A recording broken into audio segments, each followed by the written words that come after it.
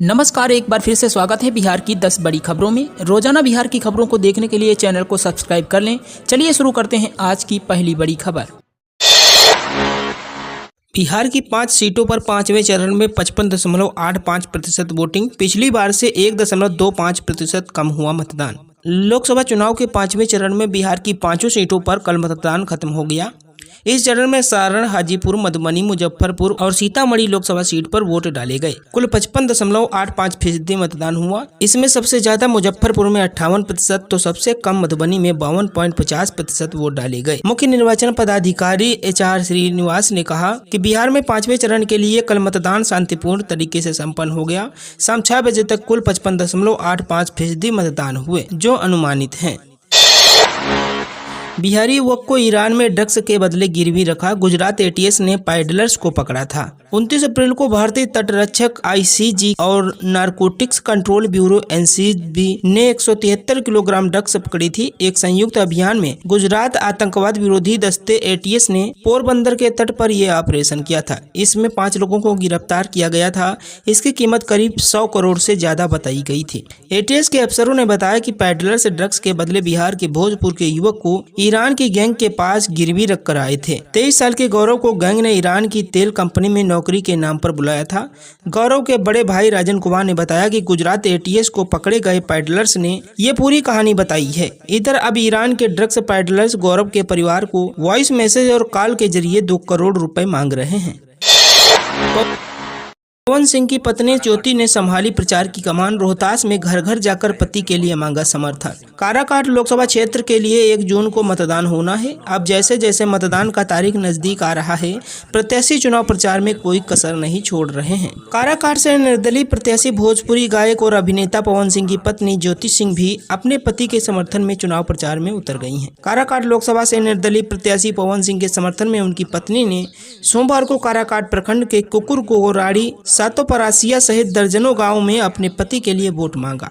बता दें कि पवन सिंह का अचानक तबीयत खराब होने के बाद उनकी पत्नी चुनावी मैदान में आई हैं। वो पैदल ही गांव-गांव पहुंचकर गली गली में घर घर जाकर माता बहनों से हाथ जोड़कर वोट मांग रही हैं। सरकारी स्कूलों में खेल प्रतिभा खोज प्रोग्राम का होगा आयोजन। 21 जून से 31 अगस्त तक 37,599 स्कूलों से खोजा जाएगा टैलेंट। बिहार का सबसे बड़ा खेल प्रतिभा खोज प्रोग्राम अगले महीने शुरू होगा। इसकी जिम्मेदारी बिहार सरकार के खेल विभाग और शिक्षा विभाग को दी गई है। इसके लिए कल एक बैठक हुई, जिसमें शिक्षा विभाग के अपर मुख्य सचिव के पाठक, खेल विभाग के अपर मुख्य सचिव B राजेंद्र, बिहार राज्य खेल प्राधिकरण के महानिदेशक रविंद्र शंकरण समेत अन्य अधिकारी मौजूद रहे। इस बैठक में इस प्रोग्राम के प्रेजेंटेशन को देखा गया। ये बिहार का सबसे बड़ा खेल प्रतिभा खोज प्रोग्राम है। इस प्रोग्राम के तहत एथलेटिक्स, फुटबॉल, कबड्डी और साइकिलिंग स्पर्धाओं का आयोजन किया जाएगा।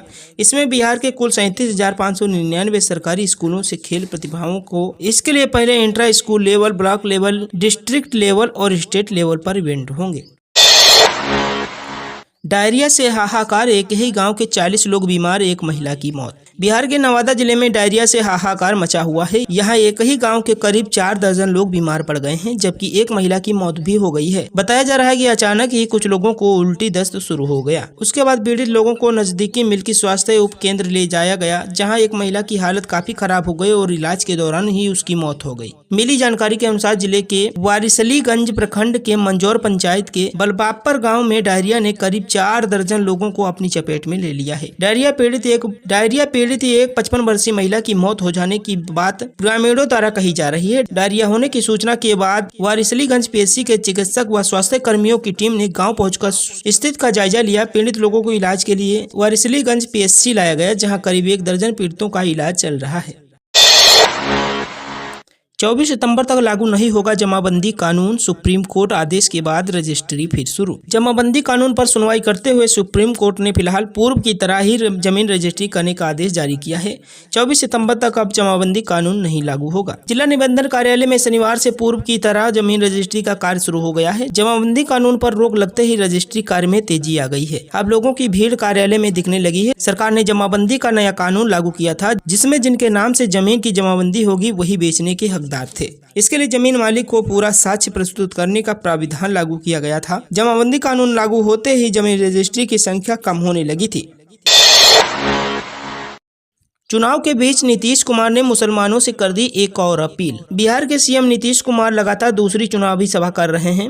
मुख्यमंत्री नीतीश कुमार ने कहा कि 2005 के पहले हिंदू मुसलमान आपस में लड़ते रहते थे। भाजपा जदयू की सरकार बनी तो हमने हिंदू मुसलमान के आपसी मतभेद और मनभेद को खत्म कर दिया। अब कहीं हिंदू मुसलमान के झगड़े नहीं होते हैं।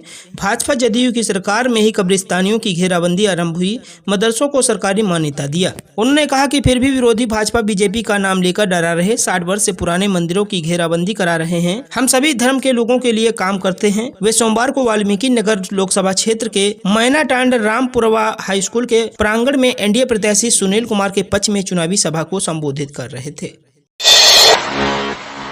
भीषण गर्मी में बेहोश हुई छात्रा, मची अफरा-तफरी। के पाठक के स्कूल टाइम पर उठ रहे सवाल। बिहार में भीषण गर्मी के बीच सरकारी स्कूलों को संचालन करने की टाइमिंग पर लगातार सवाल उठ रहे हैं। गर्मी के मौसम में लगातार स्कूलों में बच्चों की तबीयत बिगड़ने और बेहोश होने की खबरें आ रही हैं। ताजा मामला कैमूर जिले के भगवानपुर से आया है। स्थानीय कन्या मध्य विद्यालय में 7वीं कक्षा की एक छात्रा सोमवार को पढ़ाई करते समय सुबह करीब 11 बजे अचेत हो गई। यह देख उसकी कक्षा की छात्राएं डर गयी। शिक्षक भी अचंभित हो गए। बच्चियां शोर मचाने लगी। कुछ देर के लिए विद्यालय परिषद में अफरा तफरी मच गई। इसकी सूचना प्रधानाध्यापक अरविंद सिंह एवं अन्य शिक्षकों को मिली। शिक्षक बच्ची को लेकर प्राथमिक उपचार कराने के लिए सामुदायिक स्वास्थ्य केंद्र में पहुंचे। प्रधानाध्यापक ने इसकी सूचना बच्ची के अभिभावकों को दी। बेहोश हुई छात्रा आकृति कुमारी भगवानपुर गांव के राधेश्याम राम की पुत्री है।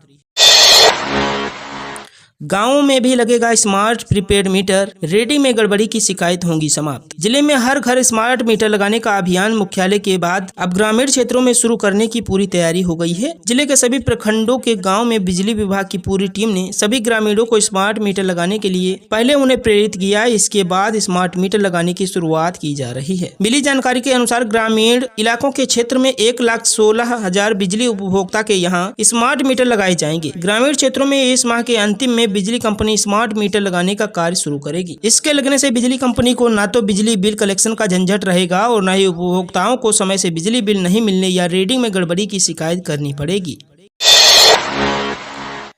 अंधभक्त नहीं राष्ट्रभक्त बने, मुकेश सहनी ने चुनावी सभा में की युवाओं से अनोखी अपील। विकासशील इंसान पार्टी के संस्थापक और पूर्व मंत्री मुकेश सहनी ने युवाओं से अपील की है कि राष्ट्रभक्त बने, अंधभक्त नहीं।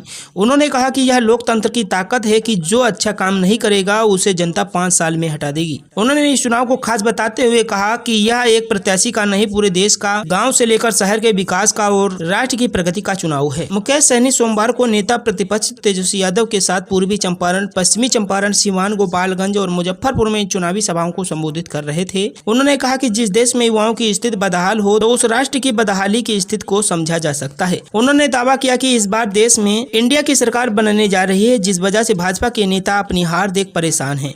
प्रधानमंत्री की बिहार यात्रा पर कहा कि वे ताबड़तोड़ यहाँ आ रहे हैं, इससे उनकी बेचैनी दिखाई दे रही है।